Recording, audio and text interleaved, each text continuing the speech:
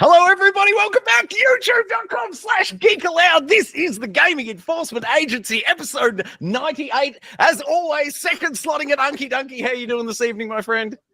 Very well, mate. Happy Halloween to all out there. Ooh. Bully, you're joining us, third slotting us, as always. How are you tonight, mate? Oh, holding up you boys as per usual, I think. If you could hold up the trick-or-treaters from knocking on my door, I'd appreciate it. Ladies and gentlemen, we are officially on G.E.A. Tonight, we have 4 games for games, interrogation and deliberation, and then we're off to the newsroom. Bully, how many newsroom doors did you kick open, mate? Kicked open 4 this week, Troy. Whoa, and then we come to this week's new release, or as we call it here, Most Wanted. Bully, I believe we're in unanimous agreement on what is the most wanted game coming out this week, so looking forward to that.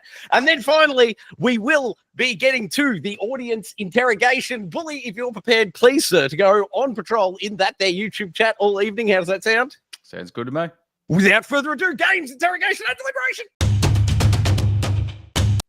Here it is, game 1 this evening, everybody's favorite new game, Call of Duty Black Ops 6. You're currently seeing the PC install I did in the week. There's also the Xbox Series X install during the week. That's not right at all.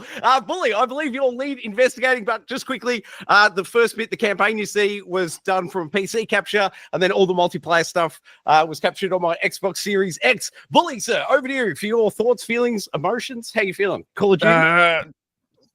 More of the same and buggy is where I'm at. I'm calling it Bug Ops 6.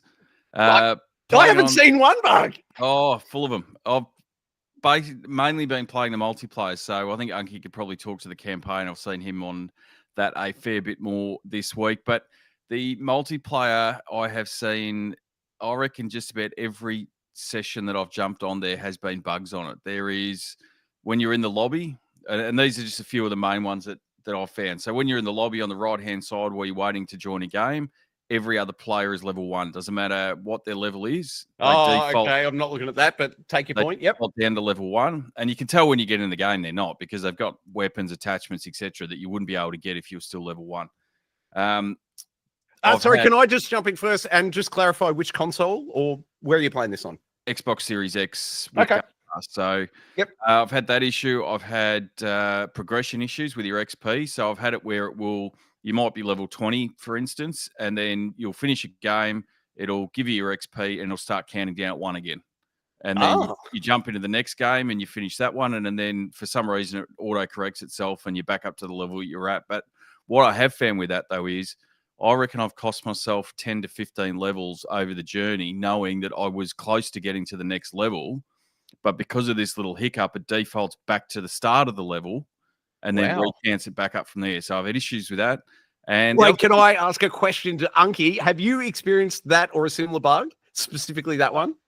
I've seen the bug with the ones of everyone, because I was jumping in at level 1. I hit level 5 today, and playing up against people that are clearly more advanced than myself in terms of weapons and outfits and all that kind of stuff, and unlocks, and they were all looking at level 1 when you. But have you lost personal progression? Not yet, no, but I haven't played probably as much. I'm not sure how many games Bully's played. I've probably played just a handful and hit level 5, and that's started being able to sort of customize all my own stuff. So haven't had that bug hit me yet, but I'm not sure whether it's sort of, it's further on in the progression that it happens. Yeah, I was going to wildly speculate that it's because I'd played it on PC. Maybe that's why I avoided it. But if you hadn't had it either, sorry, Bully, back to you. No, so I've had that. And the other one, which I'd be interested to see if you guys have had in the multiplayer, the hitbox detection is, for me, it has been extremely way off. I've gone to the point now where I was like, how occasionally you sort of go, where was I shot from? And you sort of look at it. I reckon probably 20 to 25% of the time you watch the kill shot replay and the shots are missing time and time again. I have not experienced that at all, but you've just prompted me, so if I can just interject briefly. Did you blokes know this year you can go into the menu and turn off kill cam? That used to infuriate me, and I love in this game you can turn off kill cam, so I never have to see it. I just see the end of round final kill, but that's it. Sorry, back to you, Bully. No, I don't mind watching the kill cam, because I sort of learn a little bit from it, because you learn where where players are moving and where their spots are and how they're moving across the map and that sort of stuff. So I sort of learned from what that. I find is you see a lot of them using that new Omni movement stuff, because a lot of times I'm getting kills because jumping backwards and doing the max pain on me. So. Well, I don't know if you boys are aware, but I'm not too keen on learning things in games. Sorry, but get going. No, it's all right. Well, I'm sure we'll get to that shortly. Yeah, it is. It's hard to wrap your head around it when you played so much Call of Duty to have that sideways and backwards strafing or diving or whatever movement you want to call it, to sort of rewire your brain to start doing that movement. And I've probably put maybe 15 hours into multiplayer, and I've only just now started, trying to wrap my head around that sort of stuff rather than just the continual run, slide, run, slide, run, slide. You really got to use that sideways movement. Can I ask an embarrassing question? What do you have to do to trigger the sideways movement? Because I don't think I've interacted with that mechanic at all. You hold the whatever the right action face button is, depending on what system. RB, you're saying? No, the face button.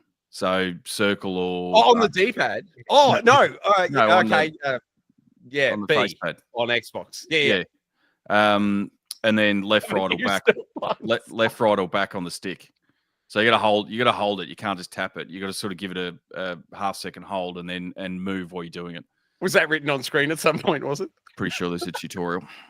Not sure if you know anything about tutorials, Troy, but so I mean, I've actually enjoyed it probably more than Modern Warfare's multiplayer that we had last year. I think. For mine, with the odd exception, I think the map selection that they've got in the multiplayer, it seems to be a lot tighter. That the maps aren't as big, so you don't really seem. I think there's one or two that are still that bigger sort of one, but for the most part, it's really compacted, which means there's a lot more action going on. And I don't mind that. Like I don't mind, dying, but while you're playing it, but you're straight back into it. And you're straight back into a gunfight rather than being placed at one end of the map where it takes you 10 or 20 seconds to get back to it and then work out where your teammates are and where the enemy is and all the rest of it. You literally just dump back into it and ready to go again. Do you reckon that change to the multiplayer maps was driven by the popularity of, like, what was it, Shipyard, and I can't remember the tiny maps? I think I never had trouble getting into those maps. I wonder if the popularity of that specific mode inspired that change for smaller multiplayer maps. I think it might have had to. I think it might have had to have done, because if you looked, if you're regularly playing through the Modern Warfare 3 multiplayer, that was always a featured map, was the Shipment 24/7, and I can't remember that other smaller one. Yeah, the training yards, whatever it was, that they had those two, but in effect they were two of the smaller maps, and they were the ones pretty much on a continual rotation of the featured gameplay modes. Or featured maps for Modern Warfare 3. So I'm not surprised they've gone with the shorter maps. It makes it more interesting. It's more fun. Even if you are dying more often, you kill it, you're getting more kills up, which is always fun as well. So I've enjoyed that sort of side of it. It's just the bugs and the hitbox that are mildly infuriating at times. But can I ask, Unky, have you experienced the hitbox thing? Because I've not noticed a hitbox issue at all. I haven't seen it, but it might explain why I went 27-10 and 23-13 my first two games of me absolutely destroying people. But I thought my aim was pretty good. So I mean, it could explain some of it. I haven't noticed it per se. Maybe now knowing what Bully's going through, I might sort of watch some of these kill cams and see what it is. But there's only a couple of times where I think I was no-scoped from a sniper rifle at close range. And it seemed like a bit of bullshit at the time. And maybe I should have watched the kill cam there, because it seemed, I don't know how he got me. But maybe that had something to do with it. Maybe it was just skill error on my part. But I haven't really seen it, from what I can tell. But that, I mean, other than that, there's hiccups. I'm sure they'll work through it. I'm sure they'll patch. You'll have the update patches will come through. I just would have thought stuff like that, and maybe I'm an outlier, I don't know, but I would have thought stuff like that. There's always going to be issues and bugs and stuff. We all get that with multiplayer games, but I would have thought that sort of stuff would have been smoothed out prior to release. But if that's a legit bug, and I'm not denying that you're experiencing it, I haven't noticed it, but Oh, sorry. First of all, I should say that we're now into the multiplayer game. So that was the end of the PC stuff. This is all Xbox Series X stuff. So keep an eye on the screen. You might see some of this hitbox stuff, and maybe I just didn't notice. Sorry, Bully. Back to you. No, that's it. Otherwise, I mean, it's relatively enjoyable. As I said, those smaller maps make it more fun for mine. Others will be might have a different point of view, but it's certainly. I think that probably the best thing it does is get rid of, for the most part, it gets rid of those campers that just look down the side of the scope of the sniper rifle, and just hide themselves and pick off 4 or 5 before they get killed. Then they just go back to the same spot again. It more or less eliminates that to a large degree, because a lot of these small maps as well, they're almost a circular sort of motion, so there's nowhere to hide, in essence, because as soon as you stop and prop and try and do that, someone's going to come behind you and get you. It is what it is. So it promotes this consistent motion and this constant movement, which flows into that new movement design where you've got the sideways and the backwards movement as well as the forward. So I think for the most part it plays pretty well. I've touched a little bit of the campaign, but not too much of that. I know, Unky, you have. What are your thoughts? Well, yeah, I know I've been a little bit negative so far. I'm not going to go the opposite direction with the campaign. So I'm just going to mention a few things here, or franchise. We've got James Bond, Mission Impossible, Ocean's 11, Ghost Recon, Metal Gear Solid, Hitman. These are all experiences that I have felt through this campaign so far, and I could not be happy. This is the best Call of Duty campaign I've probably played in about the last 10 years. I'm having so much fun with it. I'm loving the variety. They do different things with each mission that might seem gimmicky, but they work for that mission. The open world structure in some missions I think I really enjoyed. There's one open world level where you literally feel like you're playing like a Ghost Recon Wildlands mixed with Metal Gear Solid, in the freedom it gives you to sort of tackle different missions different ways, and I'm just really enjoying that. I don't want to spoil any of the story stuff, but the fact that you're then going through and doing an Ocean's 11 type heist of a casino, or you're playing these missions that feel very much James Bond.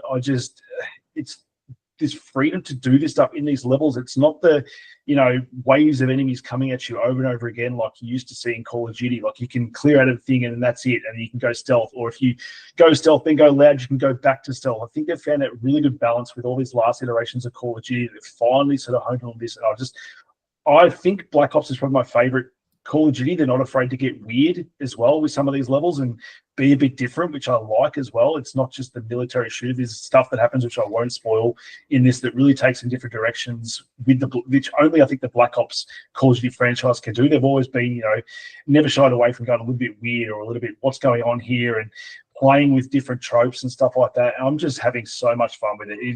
As I said, it's probably the best Call of Duty campaign I've played for a while, and it's one of the best single-player campaigns I've played all year, I reckon. Can I jump in just for 1 second, because you're about to see it on screen? Have you guys seen this multiplayer kill cam thing? I have no idea how this weapon works. If anyone can explain it to me, I'd appreciate it. You shoot it and pilot the rocket around the screen.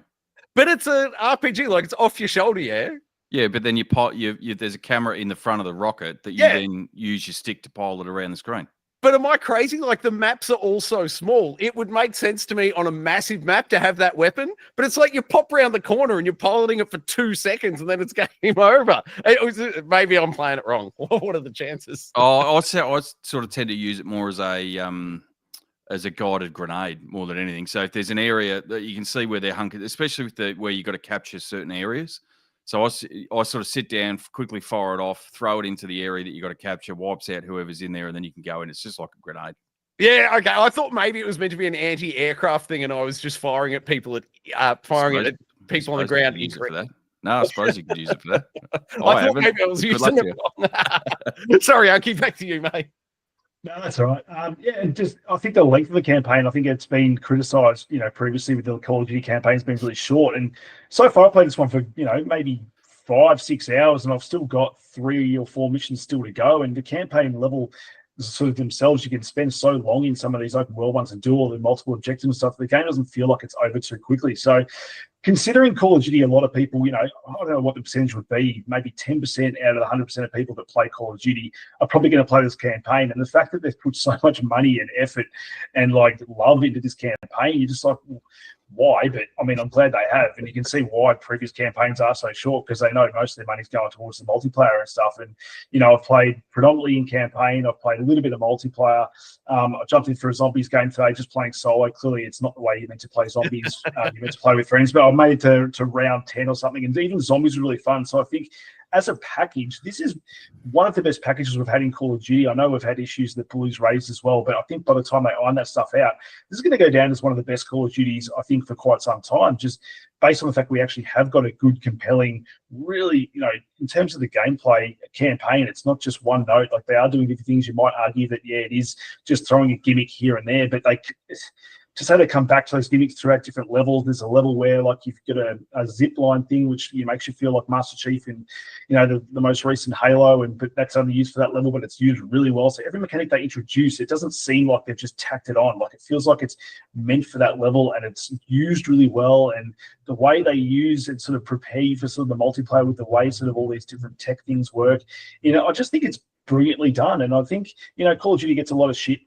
for, just throwing out a campaign in the level or just, being another Call of Duty. But I think the developers actually need to get some plaudits here, because I think they've done a really good job across the board to have 3 game modes that are, just as good as each other. So I have to applaud this Call of Duty this year. Yeah. And Game Pass, to be on Game Pass, this is, I think, I should mention, Xbox has been screaming for a killer app on Game Pass, and I think this is actually it. The fact that it's come from Call of Duty more so than anything. I think most people will wait to see what's going to happen with Indiana Jones, but so far, Call of Duty, I think, been the main thing for me, probably at this and Starfield, the only 2 reasons to have Game Pass Ultimate. Have they announced any numbers yet, like the subscriber bump to Game Pass with the release of Call of Duty Black Ops 6? I saw a news article. I didn't read the numbers and stuff in it, but apparently there has been quite a big bump in Call of Duty numbers and Game Pass numbers from this. I haven't seen the exact numbers yet, but I'm sure it's not too far away from us getting, quick, trailers, biggest Call of Duty launch of all time. Game Pass numbers are, but I think you give it one more weekend, and I think we're going to start seeing those trailers come out saying how much of a, resounding success this Call of Duty's been. Yeah, Phil Spence with his crown on, taking a victory lap. Yep. I'm just having a look. Apparently, I don't know what they were, but they're up to about 34 million Game Pass subscribers by the look. I feel like the last time I heard a number was 28 mil, but that was maybe 4 or 5 months ago. So, and bring a bag of salt with you, because I don't pay that much attention. Now, Troy, I know you played a bit of the campaign. How far into you? What are your thoughts on it? I am 4 levels into the campaign, and it hasn't grabbed me. I don't like the the mansion or whatever, like the hub thing. Every time we go back there, I'm like, okay, time to go play multiplayer. Like, it's just slow. It takes all the game out that's the of it. thing. You don't actually have to spend any time there. You can jump straight to the board and jump straight to your next mission. I think that's what I like about it. I think previous games you sort of had to do stuff there, but you don't have to. If it went cutscene straight into the next level, I'd be hooked into the campaign. But as soon as one campaign mission level ends and I see that mansion, I'm immediately quitting multiplayer, and then I just play multiplayer. The vast majority of my time has gone into multiplayer. Yeah, and I love it. Because I don't mind that downtime. Like, you've just finished a mission. Usually it finishes on a sort of bombastic side. It's kind of just nice to have a little breather, and especially if you're into the story, it is nice to sort of hear the characters talking and stuff. And I know you're a Call of Duty purist, so you probably just want to go from set piece to set piece to set piece. I don't mind them trying something different, actually trying to tell a good story. And I think that slowing down pace, yes, it can, hinder your gameplay, especially if you're a player like yourself that, just wants to be go all the time. I haven't minded it, and I think I like the way they've done it more this time than the previous one, which was Cold War, I believe. I think you spent longer in there and you had to stay there, whereas I like that they've passed it up that you can just skip all that stuff if you don't want to do it. So, and towards the end of the game, Troy, I have to say, once you get to the levels, there is a point where you aren't, or I've noticed that you're not going back there. They are going from mission to mission to keep that momentum going. So I think they know what they're doing with the pacing there, and I don't mind it. So I know it's going to rub some people the wrong way, but no, I like it. Well, don't get me wrong, man. When I'm in those missions, I'm having a blast. Very much to your point, man. That first level, was it the first level or the second level with the sniper rifle on the bell tower, and you got to shoot old mate on the boat? Believe it or not, I wasn't listening, and I got yelled at over the comms because as soon as I lined him up, I pulled the trigger, and then I got over the comms. No, we need to hear that conversation. I'm like, he's dead. Don't worry about it. Let's go. Oh, well, what a surprise you didn't listen to what you were supposed to be doing. Oh, I know. It seems to be a all theme. I heard was male target surrounded by women. I'm like, there he is. Bang. Don't call him a target if you don't want me to shoot him. I don't know. I'm not sure if I played that mission. Was it P. Diddy or was it? No wonder Troy shot him straight between the eyes as quickly as possible. What can I say? I've got an itchy trigger finger. But yeah, I love it. As I said, I think I'm 4 missions in. Is it the tail end of that mission, or it might be mission 1? There's the mission where you're running through the markets. You break in on the meeting and they run through the markets. That was so action-packed, and that was just awesome action movie moment. Just the whole lead up with the infiltration and the fact that you could choose 3 different ways to do the mission if you want as well. And I don't know which one you picked, but I was the one with the bribing of the husband of the senator's wife or whatever like that. And you see Bill Clinton, and there's a whole bunch of stuff. It's cool stuff. It's just I like to try to do something different, and then it does turn into bombastic like car chase with motorbikes and stuff, and it's just awesome stuff. And then I just have to say, it just looks so pretty. Like it is a very pretty game. It's the best looking Call of Duty I've ever seen. As I said, when I'm in the missions, I'm absolutely loving it. But anytime they put me back to the mansion and people are there, and I'm like, yep, see you later. Multiplayer. Oh no, exposition. Oh no, story. Oh, recent actually. Go pay some attention to a Ken Levine game. Exposition is great if you weave it in and let me keep playing. But if you want me to, no, let's put the controller down and have people whinge for a minute. Piss off. I'm not interested. Let me run, let me shoot, and give me interesting narrative over the comms. Let me guess, Troy, you're not a big fan of the JRPG then? Correct. You've nailed that. Picked it like a snotty nose. But the multiplayer, I agree. This is the best Call of Duty multiplayer ever, hands down. I haven't noticed the all the ones thing, but I don't really look in the main menu anyway. I haven't noticed the hitbox detection stuff. What I have been laughing at though is that because everything's reset and everyone, well, kind of to your point, everyone's at level 1, but you know, on launch day, because they don't have the stats from all the previous years applied, you get around where you're up against some really elite dudes and you just get your teeth kicked in. And then the next round, because no one's been really ranked yet, you will be the dominator and you come in and you're just like, holy moly, look at this kill streak. So as soon as they get the first battle pass going and they can start matchmaking appropriately based on skill, I'm sure we'll be back to that old very fair match after match. But I love the new mission, the new map layouts, exactly as Billy detailed. 2 massive thumbs up from me. I'm absolutely loving it. Sign me up. I'll be playing it after the game tonight. After the show tonight. This isn't a game, it's a show. Any final points? I was going to say, speaking of the show, let's get to the next game. All right, here we go. Game 2. What is it? It's me. It's Arizona Sunshine Remake. It's on PSVR 2. If you owned it on PSVR 1, look at this head come off. If you owned it on PSVR 1, I think it was $45-ish back in the day. It's a $13.58, I think, upgrade to get the PSVR 2 version. It looks beautiful. It runs beautiful. It does feel a little dated now, like they haven't given it the modern VR tropes. It's very much the first round of VR. It's a great game, and I love everything about it. But, and for the price, you can't go wrong. I'd love a free upgrade. It wasn't a free upgrade, but thoroughly enjoyable. The visuals are fantastic with the headset. I love the motion tracking. The only weird thing is every now and then, instead of showing your hands, it goes back to the controllers. I'm sure that's a minor thing that they can patch out, in a future update so it stops doing it. But I'm obviously a terrible shot, but thoroughly enjoyable when you rip off those headshots. Have either of you blokes played through the game originally on the PS4 VR? Yeah, I played the original on, I think, Oculus Quest 2. I had the original, and I've played the sequel, Arizona Sunshine 2, on the PSVR 2, which I really enjoyed as well, which I think they advanced that forward. And I think this is running on the same engine as that game. So, very fun game. It's Fall as well. After the Fall, that's what it's called, isn't it? After the Fall, yeah. Same engine. Yeah, same engine as that. Yeah, so no, great, good fun game. Again, I'll talk about another game after this, but very simple VR, but good, clean fun, zombie fun. Like there's nothing like getting headshots and popping off zombies' heads and stuff like that in the VR. It's such good fun, and I'm not sure how much was the upgrade, because if it's not so cheap, I might just $13.58 for the upgrade if you owned it on the PS4. So I say don't hesitate, pull the trigger, throw the headset on. It's an enjoyable romp, and they've got the awesome Call of the Mountain. Ladder climbing and stuff, and there's just silly humor. They've just got pre-programmed zombies doing silly stuff like falling off ladders, and I absolutely love it. But due to my computer failure, shall we move on? If no one had any other points about this, I just want to say it's an awesome game and definitely worth the $13.50, call it, for the upgrade. I say get it if you got the PSVR 2. Unky, it sounds like you're on board. I'm on board.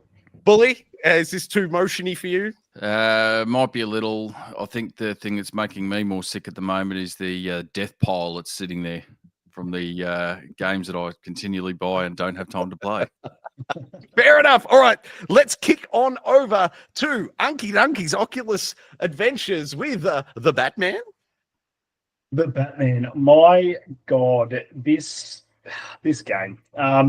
If ever I wanted to stay in VR for longer than an hour, this is the game that's done it. I am the Batman now, guys. I think it should be talking a bit deeper. I'm Batman. Now, this game, my God.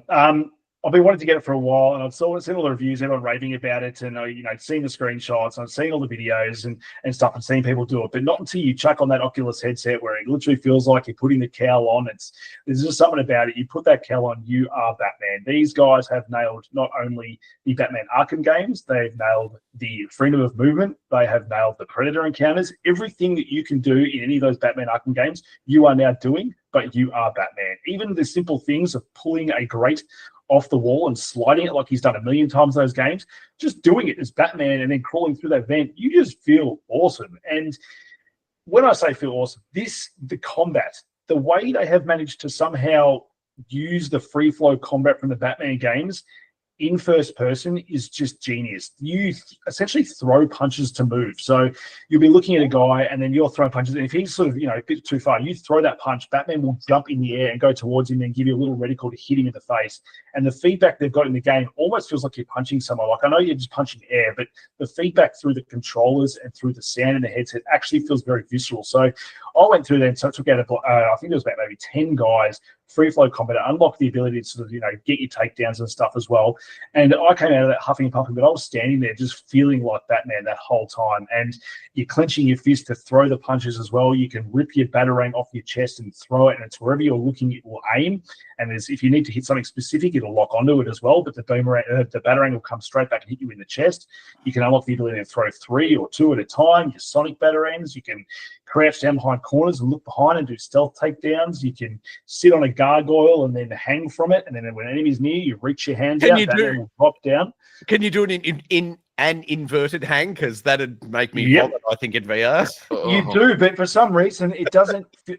This is one of those games. Like, I played the Assassin's Creed game, I think towards the start of the year when they brought that out, and that's a similar sort of movement system and similar sort of stealth mechanics. But I felt sick as playing that game. For whatever reason, this thing with smooth motion, I've got the slight blackening when you turn corners, but not much. But I haven't felt sick playing this game at all. And considering you just, zapping and zipping up using your zip line and stuff to get to the gargoyles, you can zip around. I've not felt sick playing this game once with the amount of movement that you're doing. I don't know whether it's something in the settings or the fact that the graphics are as good as they are in that headset. But no, I could just leave this headset on and just keep playing. And there's been multiple sessions there I've gone for a couple of hours just playing this game. And my God, what a game. The only thing I have to knock it for is that I think I've copped one of the glitches, which I was looking up today online, that you hit level 2 and it doles out a whole bunch of XP for you, which is supposed to be used to upgrade the Batman abilities. And I don't know if you've ever remembered for all the other Batman games, whenever you've got skill points, it doesn't take away the little thing at the top that says spend your Batman points you've leveled up until you've actually spent those points. Yep. So now, because I haven't unlocked the ability to unlock all my abilities, I've got still like 9 experience points to use, but nothing to spend them on. So now I've got this little thing in the top corner saying level up, and I can't get rid of it until I unlock more abilities. That would drive me nuts. I thought maybe there's a glitch with that staying up. There's a way to get rid of it, reboot the game. No, it's because I literally, it's telling me to level up because I've got 9 points. So that's the only frustration at the moment. I'm hoping there's a patch that fixes it, but at the moment I am a pretty leveled up Batman because I've unlocked all the stuff that I probably shouldn't have at this point. But I mean, I can't argue it's making the game more fun because I've got all these abilities towards the start of the game. But no, it's not afraid to even, take you out of the shoes of Batman, and you go into Blackgate Prison pretty early in the game, and you're sort of undercover trying to find out the Rat King who's in Blackgate. So you've got a mask on, you're putting on a different voice, you go around finding contraband, and you're trying to find Falcone who's in the, he's out in the world, and he's going to try and help you. You're trying to find a rat as an undercover Bruce Wayne, because for spoiler reasons, I won't say why you're in there and why you're not going to be Batman for a little bit of the story. But the way they do it, they just know Batman Arkham, and I think the franchise is good in these people's hands. It's the sequel to Batman Origins, which was obviously not made by Rocksteady Games at the time. It was, a lot of people say it's the weaker one of the Batman games, and I really enjoyed it and quite liked their take on a young Batman, which they've got that same guy reprising his role as Batman here as well. Roger Craig Smith, I believe, plays Batman in this. But he does a really, really good job as Batman. Sad, obviously, we lost Kevin Conroy. Is it Kevin Conroy? Yeah. Earlier this year, because I loved his Arkham Batman, but the way he delivers all his lines as Batman, especially in the moment today when I took out those 10 enemies and it was at a point with the game where Batman was just getting angry and he was just fighting everything. And the way his voice came through the headset, which felt like me, I could feel myself clenching and getting angry as Batman. It was just an unreal feeling to stand there after beating him with my arms out like this, just feeling powerful. And they've just nailed the being Batman and the Arkham games. And just to have a game that's such good in terms of gameplay. I remember when the Rocksteady released there, just kind of like a demo-y Batman game, and I enjoyed that for what it was. But to have a full experience like this, I'm just like, let's go back to Batman. Come on, Rocksteady. Move Suicide Squad away. Go back to Batman. We need more Batman in this universe. It's just incredible. And this not only is probably one of my favorite, or it is my favorite VR game I've ever played. This is almost one of the favorite games I've played all year as well. It's definitely in my top 10 for the year. Nice. I've got two questions for you. The first one is, how does it go with the countering? You're saying it's got the Batman Arkham combat in there. How does the countering system work? Is that like a physical block with the hand, or? Yes. Funny. Yeah, I missed that. Sorry. Yeah, so you'll see, say you're punching a guy, just like the Batman games, you get the little mark on your head. Blue lightning. The blue, yeah. Yeah. So this one, if it's off the screen, you'll see a blue little fist where it's coming from, so left, right, or behind. And all you have to do is put your hand out as like a block, and he will automatically block that, then target that enemy. So you can be pounding on some guy, chuck your block out, you're after him, then you can turn your head, go after another guy. If you've got a big bloke that's in like armor, you can grab your cape and do the whip around to do the pounding on him to take him out. Nice. You can jump over them. Literally everything you can do in the Arkham games, you can do in first person. And it is so intuitive that after all, you're not even thinking about what you do with the controllers. You just are doing it. And when I say doing it, one of my favorite things to do is when you need to get over a gap, you literally just grab the controllers, pull them out with your bat like this, and you glide, and you can actually turn. That's like epic. this, and he glides where he needs to go. And there's a moment where there's even a combat encounter where you got to fly through this theater screen. You can see, actually, another thing that's even just fun to do, you go into your Batman vision, but what you have to do is you have to raise your hand to your thing, and you click the button, and it's like you're pressing it on your Batman helmet to make the X-ray vision, which is awesome. Nice. But you can see like 10 guys behind this theater, and you do a glide kick through the soft theater thing to take them out. And then once you beat them all, you look back and you can see your bat silhouette that's gripping through the theater. That's cool. And they're not shy of this lighting in this game, just like projecting light from behind you so you can see your shadow as Batman and stuff. So when you speak in NPCs and stuff, you can see your shadow and your cowl and everything. It's just, they just have absolutely nailed everything about this game. Nice. My final question is just, are there Riddler challenges? No Riddler challenges, but there are rat trophies to find. So they are just in the form, similar kind of thing. They're hidden. There's little puzzles you have to do with certain things, or hit a certain amount of switches, or find them on the off-beaten track. So there's a lot of adventuring and exploring to do, which is what I've really liked about the Arkham games. But yeah, you find these little rat things, you got to break them, and then you got to find also the rat radio things hidden throughout the world and rip them out as well. And they will give you unlocks and all that kind of stuff in XP. But yeah, smaller scope than your Arkham cities, more along the lines of like a Arkham Asylum style game, and I cannot sing this game's praises enough. It is unreal. Well, you've sold me on it, mate. I don't have the money for a Quest, so I guess my final question is: any talk of it coming to the PSVR 2 or Steam? Oh, I don't think so. I think Oculus actually put a lot of money towards this game to have it on their system, and I know it comes packaged with the Oculus at the moment as well, so you do get that. But I reckon they're leaving money on the table if they don't do a deal and get it on the PlayStation format. I could see this game selling in abundance with the people screaming for a Batman game after Suicide Squad. I reckon this game would sell hugely, and I think it'd be the killer app that PlayStation VR 2 actually needs, and might probably sell PSVR 2 units if you drop the price of that and say Batman Arkham Shadows coming to that. I reckon you'd sell truckloads. Yep. Well, I don't know. I think when Hitman drops in December, Hitman World of Assassination, I think when that comes to PSVR 2, that'll be a good system seller for them. But I take your point. I'd love to play it. Bully, any points from your side on this one? No, it does look fantastic, though. I'm jealous I don't have the MetaQuest either. So I'll be. MetaQuest. Here's me calling it the Oculus Quest. I Hello, still call it 2020. But I agree. Yeah, I agree. If I had it, I'd be onto it. I'm hoping against hope that it does end up on the PSVR 2 or even through the PC, where you can use the PSVR 2 now, even if it came that way in some way, shape, or form. I'm probably a little bit interested, though, that given that it's the feedback is been really positive in relation to it, and it looks fantastic. And from what you've seen, Unky, it's one of the better experiences of the year that Sony haven't approached them and sort of said, well, you guys have got the PC VR market wrapped up. We've got the console market. Can we come to an agreement, strike an agreement? It might be that instead of Sony taking the 30% rip that they normally do on the store, that they drop it down to 15 or 20 to get that across. Because I agree with you. It's, to have the MetaQuest, you need to outlay the cash, but you also have to have a half decent PC as well. Whereas, there's people with the PSVR 2 that there's some good stuff on there, don't get me wrong, but they're crying out for a game like this. Yeah. And people that may have been on the fence or had bought it and sort of, it's put it away and it's collecting dust or whatever, because I don't think they get the value out of it. I think this could do that, but maybe that comes down the track. We'll just have to wait and see. It might be a thing that in 12 months' time they go, okay, let's release it over there.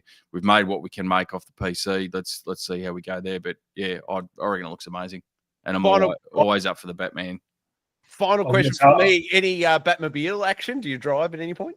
Not yet at the start of the game you see it. I'm not sure if it's in it there at all. I wouldn't be surprised if you do see something like that. The fact that they are sort of hitting on all the other Arkham stuff. But I mean, we only got the Batmobile in Arkham Knight, which was the third one. So I could see them sort of giving the fact that it is a smaller scope one, not seeing in this one. But I don't think you need it. I think Camouflage Games have, hit it out of the park with this, considering I think their last game was Iron Man VR, which again was very good in terms of controlling Tony Stark. It felt like, playing as Iron Man and stuff. Yeah.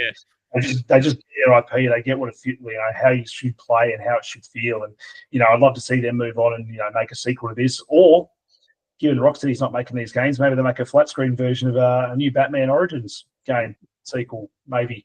Because I just think they get Batman and they get this universe so well. It's got the same music. They just get the vibe of Gotham and all that stuff. So whether Rocksteady owns that IP and I'm not sure what the kind of deal they'd have to do to get these guys making it, but I don't know. I'd just love to see them do it because they've just done such a good job with this one. Fair praise. Let's move on to game 4, shall we? Now, this is Dead Island 2. I platinumed Vampire Survivors, so I've moved on with my horror month back to Dead Island 2. You blokes know you had to carry me through the first bit of the game a year ago. What was it? Came out, April last year, I think? And I hadn't come back to it in a long time. But anyway, I picked it back up a couple of weeks ago, started playing it again. And I was just really struggling. As you can see here, this is kind of I'm maybe level 5 or 6 at this point. Just struggling, just constantly getting my teeth kicked in. Oh, there you go. If he's level 14, presumably I am as well. So maybe I'm now at level 16. But I was just really struggling with this game, and I'd heard you and Unky both bully talking it up, saying how enjoyable it was, how long your play sessions were, and I was really struggling to get into it because I was just constantly getting my teeth kicked in. But you blokes didn't have that experience at all, did you? It was cakewalk is the word I'm looking for. I think I read the instructions, Troy. How about you? Well, I followed the markers, on the map. The markers. Yep. Yeah. Anyway, so after a few deaths, I actually opened up my skills tree here, and then I noticed that I had this masochist card attached. And if you read the fine print on that, that's actually the hardcore mode. I went back and did some research. They included that with the Solar, SOLA DLC that came out earlier this year. And so I had unintentionally booted back up the game, and I'm sure it came up on some sort of pop screen with details, but I AAA'd my way back through into gameplay. As it turns out, I'd accidentally equipped the hardcore mode play style, but then once I turned that off, I jump back in, and boy, is it a fun and enjoyable and quick game to play through when you don't have that hardcore card equipped. So I feel like quite the goose. But now that I'm playing it in quote unquote normal mode, very much an enjoyable game, thoroughly enjoying it. Are either of you blokes back into it? Have you gone in and checked out the I'm going to call it Solar. I'm not listening in game. I don't know what they refer to it as. No, I haven't jumped in yet to see it with the DLC. I finished the game, loved the ending. I was kind of just hoping just for more from my main character towards the end, but I don't think any of the DLC has been that. I think it's all been sort of standalone stuff. But I loved this game when it came out, and there's too much other stuff to play at the moment. So I'm back into this. Fair enough. As I said, I just booted it up because it was spooky season and I needed to fix up. But I think just after this scene, you're going to see you jump. It's a festival in LA. Apparently, it's a real world festival, but I know nothing about the culture of LA. But you sort of jump the fence, and then it is like walking into a festival, like a music festival. You know, the security checkpoints and everything, and then you go in and it's the big open area, and then you get straight into a witch boss type thing, and she's just pulling out, I think it's in her intestines, I could be very wrong, but it appears to me as though she pulls out her intestines and it's a whip, and she's just slowly whipping you to death, and you know, you time the parry right, and then she stuns her and finishes her off. But phenomenal, absolutely enjoyable bit of DLC. So Unky, if you play, I know you played and enjoyed the main game, man. High praise. And if you get on it, I think it finishes tonight at midnight, but you can pick up the the expansion pass, which will give you both DLCs for, oh god, now I'm blanking on it. I think it was maybe $30. It's definitely 30% off. Maybe it was $24. Anyway, low price, 2 bits of DLC.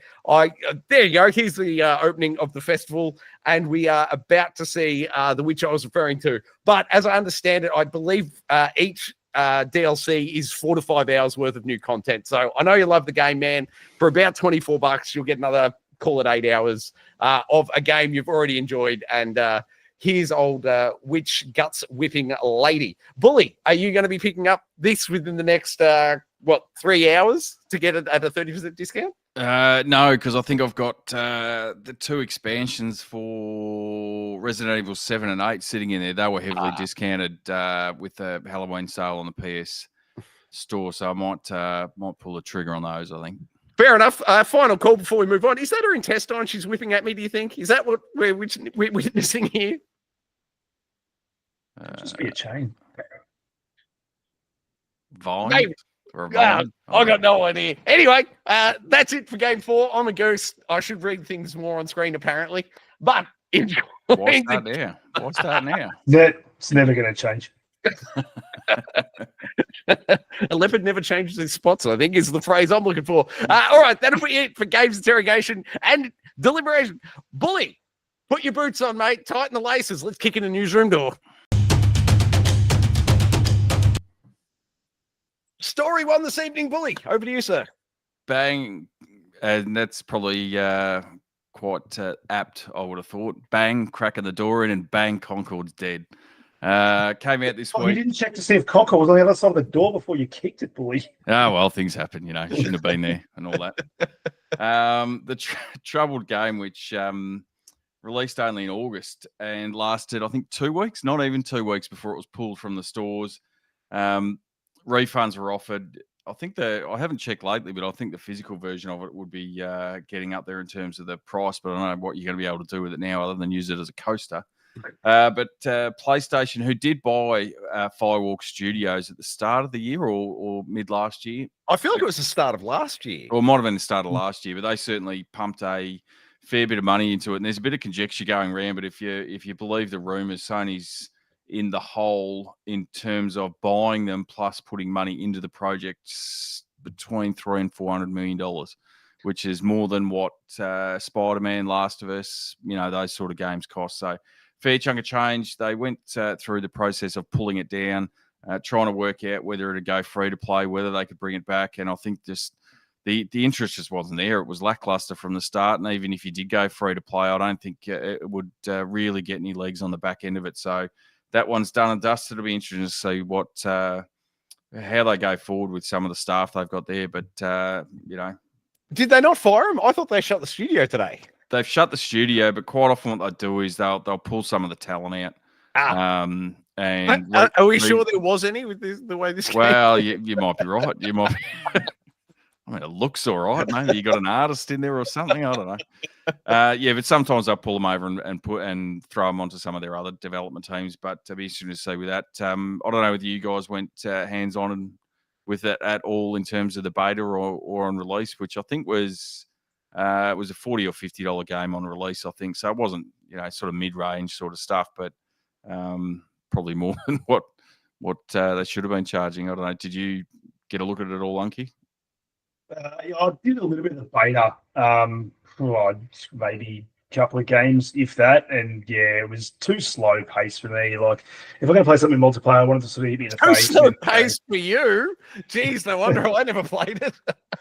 Yeah, it's just something about it. Just the movement of every character seemed slow, and like the time to kill and everyone was really slow as well. And I can see what they're going for, but this whole live servicing, Sony sort of, hung their hat on. I just don't think it's the way moving forward. We've still got Marathon as well from Bungie that's on its way, or whether, the death of this sees, them shift course, or whether that game even comes out, or whether they've moved some of the people from this onto that. I don't know.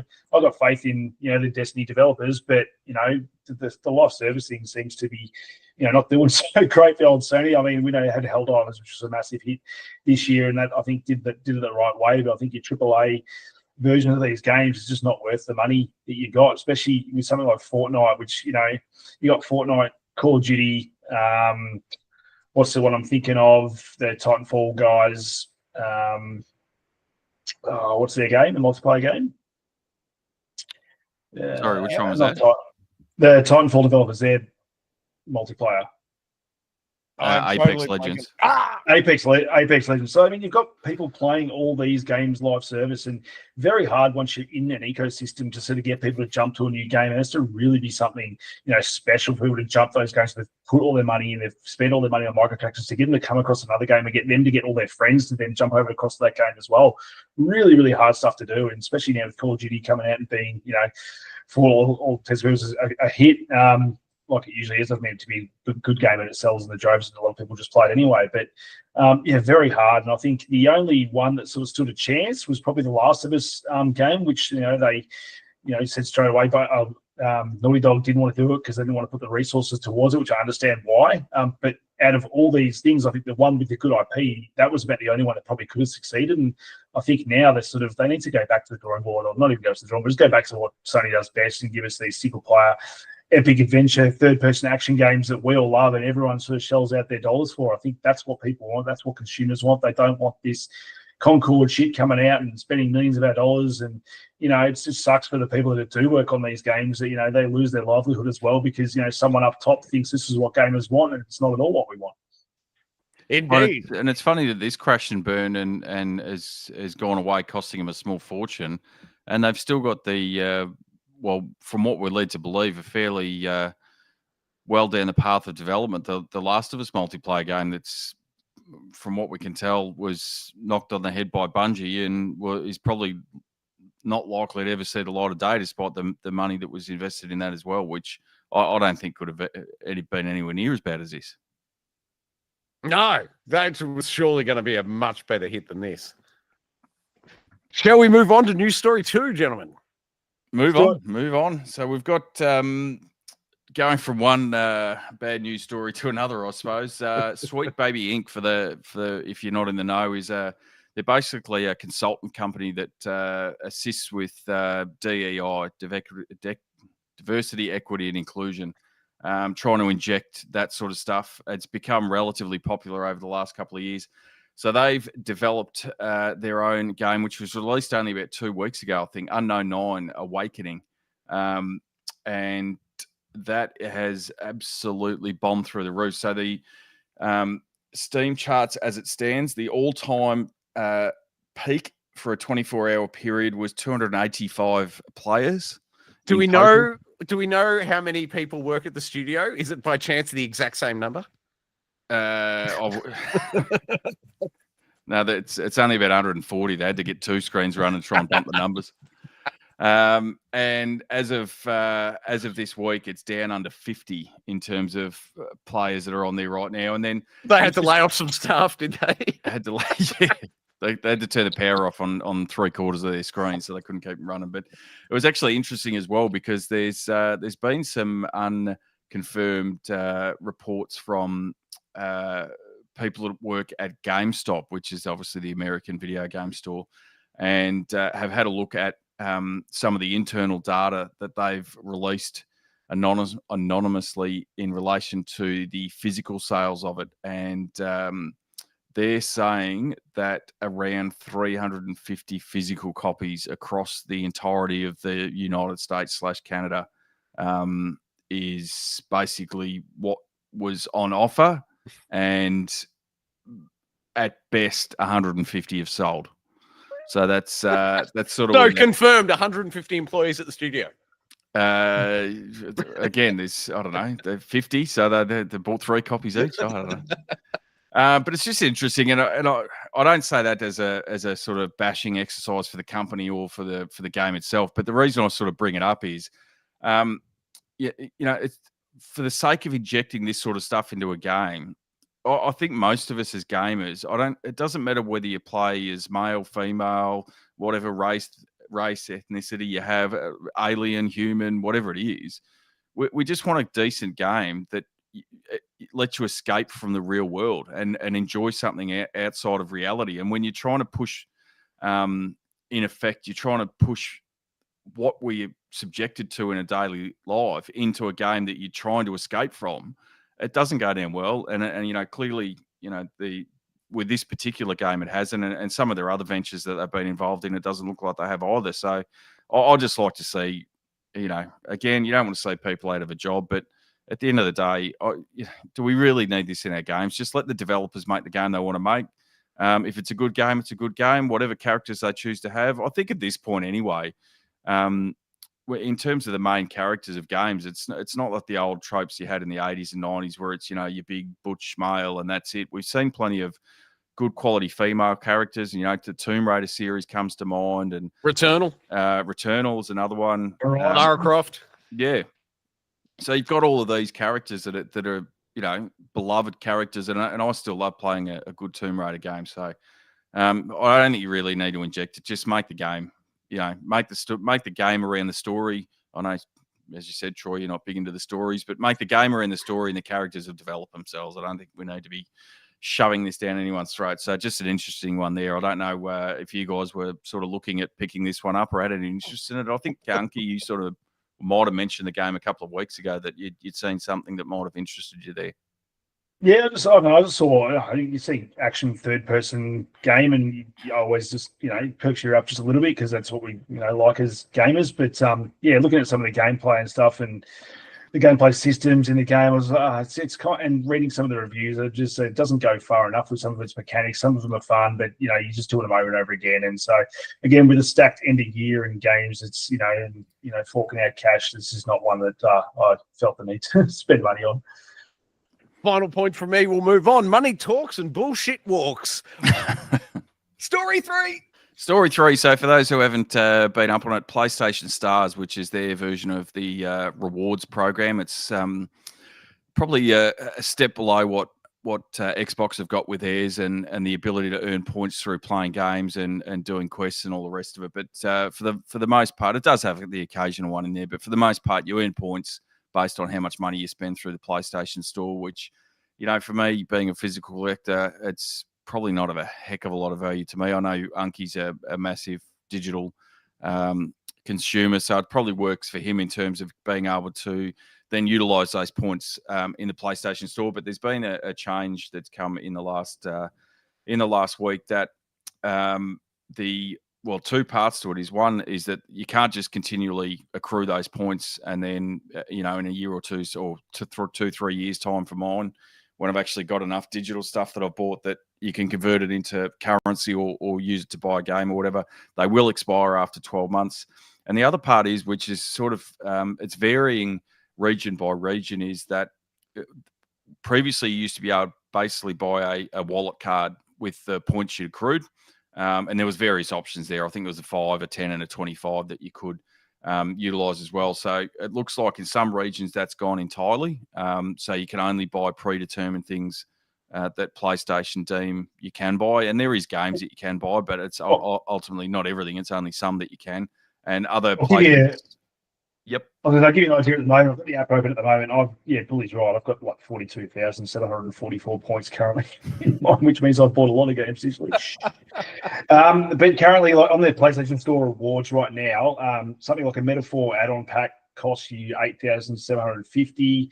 You've got games like the Lego Harry Potter collection, that's 10,000. Power World, 7,500. Lollipop Chainsaw, 11,000. Dead Rising, the most recent one we spoke about a couple of weeks back, that's 12,500. The new Until Dawn, 15,000. So there's stuff on there, which I wish I'd look at every now and again because I spend money on games and realize it's actually in there. Like Gran Turismo will cost you 17,500. So I'm not sure how much that equates to, how much actually have to spend before you get in the points that I've got, but I've got a bit in there that I can actually spend. But I mean, I can get vouchers and stuff that equate to cash as well. But there's a few things in there. But I think it sort of roughly works out to be about for every dollar you spend, you get 10 points or thereabouts, I think is roughly how it works. But there is stuff on there, but I like the option of the wallet. You can put funds into your wallet that way by utilizing the points. And then that way if you sort of if they had a sale on or something like that, you could utilize those points within the sale. But it looks like that might be going by the wayside, unfortunately. This is the most ridiculous question I've got. Read the instructions first, Troy. Do we know how much Apple paid for the co-marketing deal of this ad? Every phone, every computer, every laptop is goddamn Apple. It's just bizarre. Craziness. I don't know. It's a good app. Oh, didn't do my research on that one. No, and why would you? That's a silly question. The one thing I'll point out about the cool thing about the updated app is if you've ever I've found myself in this problem a few times where you get the 2-hour trial for a full game and then you don't worry about it. I played the 2-hour trial, timer expires, don't worry about it. And then 6 months later, the game appears in the PlayStation Plus Deluxe game catalog, but you can't actually purchase it because you've already purchased the trial. And the old previous workaround was you had to call Sony, speak to someone on the phone, they'd remove it from your account, and then you could use the trial through PlayStation Plus. But the new app lets you install the trial, the full version from PS Plus, even though that license is there. So if you still do it on your console, you play the 2-hour thing, you install it from the console, it won't work. But the new app lets you sidestep that old licensing issue. That's the praise I'll give it. Moving on, news story 4, Billy. News story 4, and this is just a quick one that there is some reported rumors that we may be getting a Switch 2 reveal within the next week or so. So the chip manufacturer that's supposedly being used is Macronix, and in their financial report that came out last week, there's hints in there that they're expecting a big payday, and that payday would be the Switch 2 release and ramping up the manufacturing of that for a potential, I think that still speculation at this stage, but I think a potential release of the first quarter next year, maybe March or April. So keep your eyes peeled for that. Hopefully we do get an announcement from Nintendo. I think we've sort of been sitting on this one for 18 months or maybe even 2 years that we're sort of waiting for an announcement for the Switch 2, but yet to be forthcoming. Although we did get, I don't know if you guys saw today, there's a new app that you can download for your phone, which lets you play Nintendo licensed music from the video games, and it's extended versions of it. So you could pick Legend of Zelda and go, I love that. So I just want to have it on repeat in the background while I'm at work or whatever it is. So they keep throwing all this other stuff out. Just throw the main thing that we want out. I think the alarm clock came out a couple of weeks ago. Yeah. We don't just move on. Give us the Switch 2. Indeed. So hopefully we do get that. And as I said, keep your eyes peeled. So hopefully there will be an announcement in the next week or so for a Nintendo Direct and a release window for that. Either that or there'll be a somebody buying it in a market somewhere in China, the off-the-factory copy. As was that the PS3, I think, got launched that way. Anyway, let's move on, shall we, to G.E.A.'s Most Wanted. It's the most wanted upcoming games and, of course, a list of the games. Everybody knows what it is this week. Of course, it's Vampire Survivors. The Castlevania DLC. I am so excited for this, and we're a mere 3 hours, 2 hours away from it coming to the console. Come on, boys. You're staying up late? You playing it with me? What's going on? Dragon Age. Dragon what? Oh, Lord, man. Lord. I know I'm speaking to a brick wall here because it's the RPG. It's story heavy, cutscene heavy, dialogue heavy. Do they want me to read anything? Probably. I don't know. Probably. But there is. I'm excited about Dragon Age. I don't think I'd really sort of gotten into it. BioWare haven't been that great over the last couple of years, but some of the reviews that I've seen come out of putting it at sort of 80, 8s to 9s, and I think Metacritic's got it somewhere around. If I just have a look, they've got it at 85 at the moment. So. Pretty decent. Hopefully, it's back to the BioWare of old and not the Mass Effect Andromeda and what was the other one, Anthem, that they churned out a couple of years ago. Hopefully, they've moved on from that. So that's my most wanted. But I know you're a big fan of this choice. Oh my god, I can't wait! If you've got Metacritic or OpenCritic there, Bully, can you just look up Vampire Survivors for me? Let's put them off score for score. Keep talking. Give me 2 seconds. All right. Look at it, guys. It's Vampire Survivors, and it's more Vampire Survivors. Hey, Troy, I was going to say, if you like this, have you hit the store today? Have you seen Karate Survivor that's just come out? It looks like I have no idea what you're talking about. Karate Kid, but you run around, you have karate moves just like this, but you're a little karate dude, and you're fighting against karate guys. It looks like, you're in the dojo, you're a karate kid. Look at bit of Cobra Kai stuff. Like that could be up your alley as well. It could be. I'll check it out. But first and foremost, I am going hands on with this the second it comes live in the store. I believe it's midnight tonight. I'll be disappointed if it's the old 10 a.m. Australian when it's midnight in America, I think. No, it should be 10 p.m. Australia. So you got about 3 minutes left, Troy. So we can wrap up. We can wrap up here. You can jump on, and I can tell you that Vampire Survivors is an 86, just a mere 1 point in front of a Dragon Age. So we're correct. Vampire Survivors, the better game, the most wanted game. We've nailed it. Thank you, Bully. There's a reason I'm sitting in the top slot. And from what I hear as well, Vampire Survivors is going to run a hell of a lot better on the PS5 Pro next week as well. Oh, that's interesting. So this is what's causing me a lot of grief in the last couple of weeks, because that's where the backlog is, knowing that the Pro's out in 7 days' time, and I go, so I don't want to play it on the mere mortals version of a PS5. I need the top of the line. So, and look, when you pick that up, I don't think it was the PS5 Pro. It's not going to do anything to Vampire Survivors. You can run this thing on a damn phone. Yeah.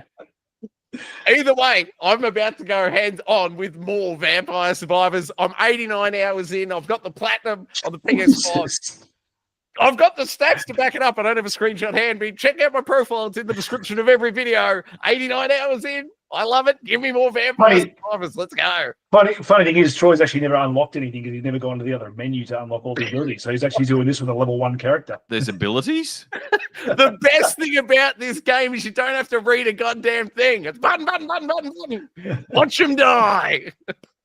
Well, no one's you don't even have at me. I'm not sitting. You don't have to push a button. You don't even have to push a button. You just wobble a stick around. Exactly. Indeed.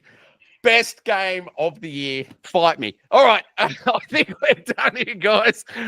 Should I hit a button? Are we off duty? No, not at all. Bully, what's happening in that there YouTube chat? Bit of a chat there. I've been sort of going back and forth with Tigaro. So thanks for Tigaro jumping in and watching. We were discussing the age-old conundrum of the gamer fatigue. So when you sort of you can't find it. There's plenty that you've got sitting there that you've got to play or you haven't got to yet, but you just you can't find anything that's tickling your fancy at that particular time. So we've just sort of been going back and forth with that. My suggestion was just go and pick an old-time favourite and throw that in there. So that's what we've had in the chat for this week. If you are listening, jump into the chat for next week and throw your ideas in there as to how you get over gamer fatigue. And I'll endeavour to get back to you while we are working through the show. Excellent. That's us. We are off. Okie dokie. Great work this evening, mate. In that second slot, doing fine work. Are you going to go put the cowl on? Mate, there's only one more thing to do, mate, and that's become Batman. I'm looking forward to seeing it. Bully, Thank you very much for third slotting it this evening, sir. Excellent work by your good self. Thank you very much. I'll try and do the lowered Batman voice, but I ended up swallowing the microphone. So I'll just say thank you very much and happy Halloween. Happy Halloween indeed. Okie dokie, final question. What else can you do with the channel? Like and subscribe it. You'll never miss it. Oh, that was luck. That's something.